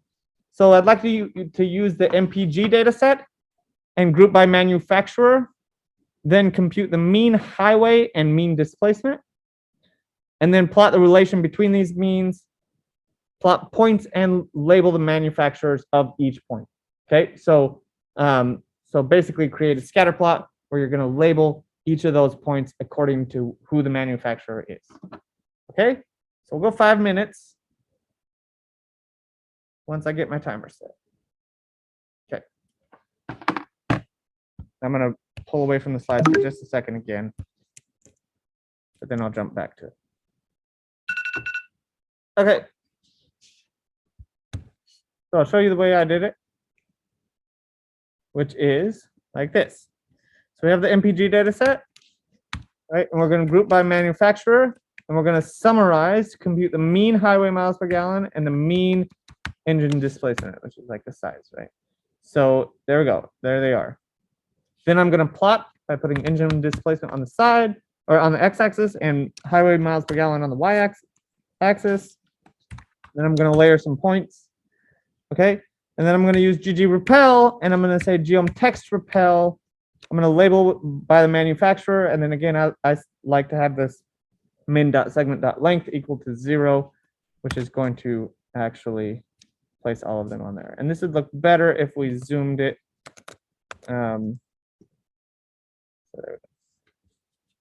Okay, that's again aspect ratio stuff. Any questions?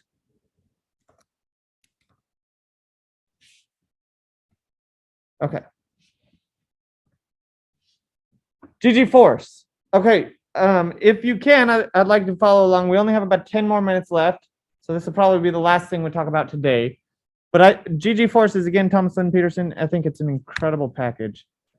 So what GG force is really helpful for is when you want to annotate and group points, like a group of points, rather than just saying, you know, here's the individual points. So there are multiple ones that you can use. Geom mark rect, so like a rectangle. Geom mark circle, make it a circle. Geom mark ellipse, which is what I tend to use, or Geom mark hole, which is also kind of interesting. Okay, so we're gonna do this with the Palmer Penguins data set. And what we'll do is use Palmer Penguins and use GG force. So if you don't have GG force installed already, you'll need to do that. Install.packages GG force. Then we're going to take penguins, and we're going to drop the NA because it can't take missing data. And you're never actually plotting the missing data anyway. And then from there, you would go ggplot, put the bill length on the x-axis, the bill depth on the y-axis. And then you're going to say Geom mark ellipse. Okay, and so you could say Geom mark circle if you'd rather do that, or Geom mark rect if you'd rather a rectangle. And you're going to say the group is species. So you're going to basically draw an ellipse around each species. And then you're going to have a label for each of them too, which is also going to be the species. Okay. Then you're going to add your points, and then Geom chord Cartesian. This is just going to expand the x and the y axis a bit to account for that additional space for the ellipses. Okay. And then we're going to say guides color equals none because I actually don't want the legend here. And that ends up looking like that. Okay, so to me, I think this is super powerful and really neat, especially when you have a high degree of separation in your data like these data do, these penguin data, because you're able, rather than using a legend, you can just kind of, it's almost like hand drawing, like, yeah, look, these are the Gentoo ones, these are the chin strap ones, and these are the Adeli ones. Okay, so I think that's pretty neat. The other thing that you can do, and you don't have to follow along for all of this, but if I would like you to at least try 1 or 2 of these as I'm going along. The other thing that you can do that's pretty common is you can add your geom point, but then when you're doing your geom mark ellipse, you might want to actually just limit it to one species or one group or whatever, right? So here I have the group equals species, label equals species, but for my data, I'm going to filter my penguins where it's only Gentoo, right? So I'm going to draw a line around the Gentoo penguins, and that's it. I'm going to leave the other 2 as they are. Okay, and so then that looks like this. In this case, what you might want to actually do too, though, is one of 2 things, which I haven't done here, but is either A, make a new variable that is called Gentoo, not Gentoo, and then you could color them like that so that these Gentoo would be colored a different color from all the rest of them rather than having the 3 colors, because I'm very clearly trying to highlight those ones, right? And there was something else I was going to say too, but I can't remember what it was now. So, but you also could probably drop the legend if you wanted to do, if you were going to do that too. Okay.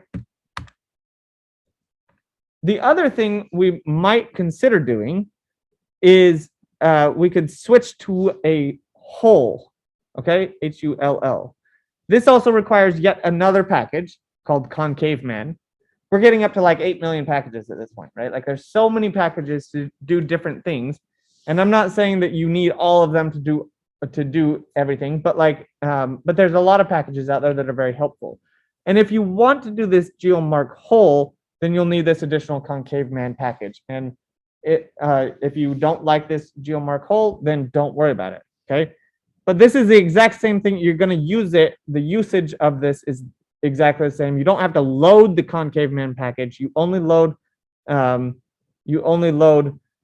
GG Force, but it will then access that Concave Man function, and you'll get something that looks like this. Okay, so it's going to basically try to draw a polygon around those points as well as it can, rather than trying to just draw a circle or an ellipse around it. You can also change the expand. So if I look at this, this is going a little bit too far out here, right? It's grabbing this like green dot when I really only want it to go out to here and grab this blue dot. And so I can change the expand to 1 millimeter, okay? And that's going to basically tighten it all up around there, okay? Everything else is the same, and now you see it looks like that. So now I'm actually not expanding far enough because I'm not getting that blue point, I'm not getting that blue point. So that's something that you could kind of play around with if you want to, okay? If you wanted to do some more in-depth annotations, you could also do that through GG Force. So there's a couple of different ways to do this. The way I like to do it is to just create a new variable. So I'm creating a new variable here, which I'm calling desk, right? Which stands for description, okay? And so I'm saying if else, if species is not equal to Gentoo, then it's going to be nothing, right? Otherwise, it's going to be this big long description that I have here, okay? And so I could also, instead of having it not equal to, I could just say if species is equal to Gentoo, then that description, otherwise nothing. The only reason I'm doing it like this, the not equal to, is just for the slides to show you what I'm doing if it's true and what I'm doing if it's not true, okay? And then when I'm going to actually do this thing, I still have my label is equal to species, but I have this additional thing I can do, which is called description. And I'm going to say is equal to desk, right? And then from that, I have this label.fill. There's other options too, but I'm changing the fill of that to this blue color. And so now that ends up with something that looks like that. And I think that's pretty neat, right? We have Gentoo is our label, right? And then we have this description here, this big long description about Gentoo penguins, right? And so for just a static graph like this, it's maybe not the most useful thing, but you can very easily imagine how if you were in Shiny, for example, you could have this plot where as soon as you click on this, it would draw that, right? It would draw the circle around it with the description. Maybe I click over here on the Adelie and I get it drawn and a different description, right? The circle around it drawn. So it's maybe not something that you would always do for a static graph.